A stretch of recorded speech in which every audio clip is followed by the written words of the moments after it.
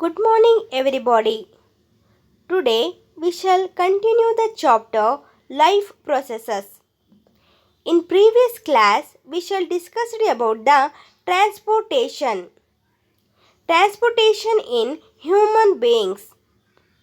You know that in your previous class, the main transport system in human beings is the circulatory system.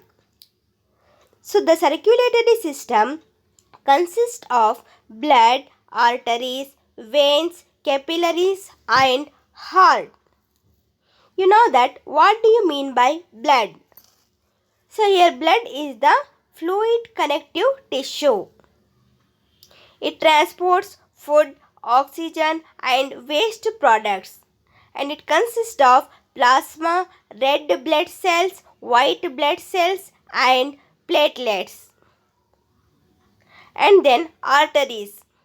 Arteries carry pure blood from the heart to all parts of the body.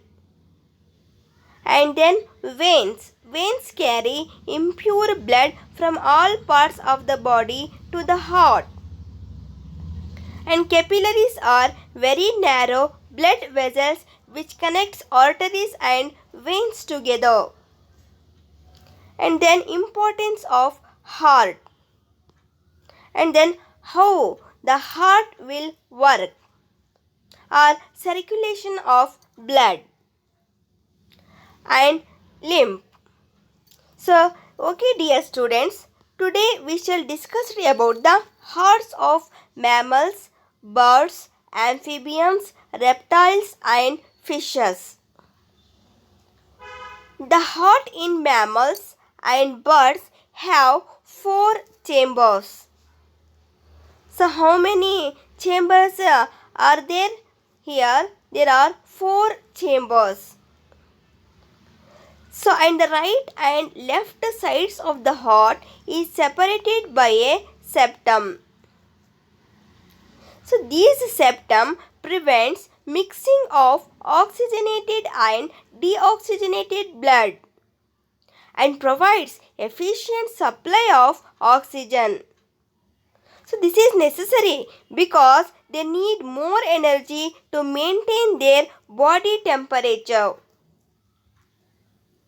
So the heart in amphibians and reptiles. When compared to the mammals, in the amphibians and the reptiles, the heart have 3 chambers and allow some mixing of oxygenated and deoxygenated blood, because they do not use energy to maintain their body temperature. Because they do not use energy to maintain their body temperature. Their body temperature is the same as the temperature of the surroundings when compared to the mammals. So here heart have 3 chambers and allows some mixing of oxygenated and deoxygenated blood, because they do not use energy to maintain their body temperature. Their body temperature is same as temperature of the surroundings. And then fishes. So here fishes have only 2 chambers. In mammals have 4 chambers. In amphibians and reptiles are 3 chambers, but in fish have only 2 chambers. And blood is oxygenated in the gills. So observe this diagram to easily know how the oxygen will supply it and how many chambers are there. In first figure is a fish, and second one is amphibians and reptiles, and third one is birds and mammals. And then transportation in plants. You know that. What do you mean by transportation? So here we have discussed earlier how plants take in simple compounds such as carbon dioxide and photosynthesis. Here photosynthesis stored energy in the form of chlorophyll. So this chlorophyll containing organ, namely leaves. Here question is arise, why plant leaves are green in color? Because chlorophyll pigment is present.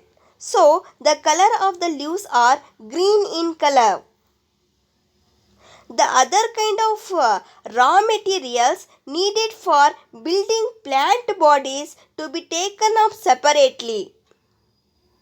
For plants, the soil is the nearest and richest source of raw materials like nitrogen, phosphorus and other minerals. So the absorption of these substances occurs through the part in contact with the soil. So which part is contact with the soil? Namely roots. So roots is the distance between the soil contacting organs, and chlorophyll containing organs or small energy and raw materials can easily diffusion to all parts of the plant body.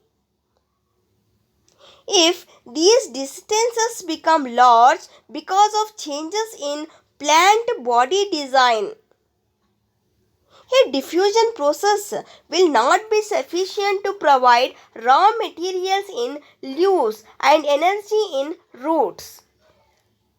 A proper system of transportation is essential in such situations. So energy needs differ from different body designs because plants do not move and plants' bodies have large proportion of dead cells in many tissues. So as a result, plants have low energy needs and can use relatively slow transport system. So distances which transport systems have to operate, so however, can be very large in plants such as very tall trees. So in plants, transportation of materials like food, water and minerals takes place through conducting tissues called xylem and phloem. Are the two tissues are present in the plants. So what is xylem? Here xylem is the water conducting tissue. Xylem is the water conducting tissue. So these xylem transport water and minerals from the roots to all parts of the plant. So xylem transport water and minerals from the roots to all parts of the plant. So it consists of xylem vessels and xylem tracheids. So xylem vessels and xylem tracheids are the tissues of plants.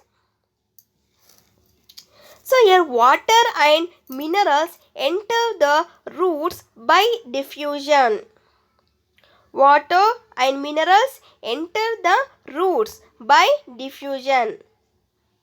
Then due to transpiration, the suction force helps in the upward movement of water and minerals.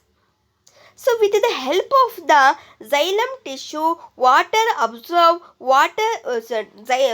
plants absorb water and minerals from the roots to all the parts of the plant. So it diffuses the water to all parts of the plant. Here xylem tissues are the xylem vessels and xylem tracheids. So water and minerals enter the roots by diffusion, then due to transpiration, the suction force helps in the upward movement of water and minerals. So observe this diagram is you know that easily how transportation will take place in plants. And then phloem. So here phloem, you know that in your previous classes. What do you mean by phloem? Here phloem is the Phloem is the food conducting tissue. Xylem is the water conducting tissue. Phloem is the food conducting tissue. So we have discussed the transport of water and minerals in plants. Now let us consider how the products of metabolic processes, particularly photosynthesis, are moved from leaves. Where they are formed, where photosynthesis are formed, to other parts of the plant. So this transport of soluble products of photosynthesis is called translocation, and it occurs in the parts of the vascular tissue known as phloem. Besides the products of photosynthesis, the phloem transports amino acids and other substances. So these substances are specially delivered to storage organs of roots, fruits and seeds and to growing organs. Here, the translocation of food and other substances takes place in the sieve tubes. So observe this figure. Here, the sieve tube. In the sieve tube, here transportation takes place. These sieve tubes, with the help of the adjacent companion cells, both in upward and downward directions, here translocation takes place. So unlike transport in xylem, which can be largely explained by simple physical process, the translocation in phloem is achieved by utilizing energy. So materials transferred into phloem tissue using energy in the form of ATP. A transport from the leaves to the other parts of the plant, this process is called translocation. The phloem consisting of sieve tubes and companion, the phloem consisting of few tubes and the companion cells. A food from the leaves is transferred through the xylem by the energy of ATP molecule. You know that here ATP molecule means adenosine triphosphate. So this increases the osmotic pressure of the tissue, causing water to move into it.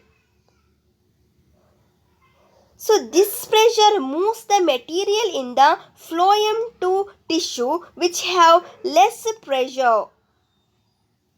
So this allows the phloem to move material according to the plant needs.